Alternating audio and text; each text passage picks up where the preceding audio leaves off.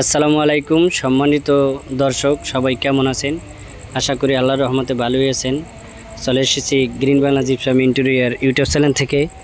দেশে এবং প্রবাসে যে যেখান থেকে আমার ভিডিওটি দেখতে আছেন সবাইকে আন্তরিক মোবারকবাদ। আশা করি সবাই ভালো আছেন। আমি জিপসাম ডেকোরেশনের কাজ করি অল বাংলাদেশে। যারা জিপসাম ডেকোরেশনের কাজ করতে ইচ্ছুক স্ক্রিনে আমার নাম্বার দেওয়া থাকবে, এই নাম্বারে কন্ট্যাক্ট করে আপনারা সুন্দর কাজগুলো করে নিতে পারেন।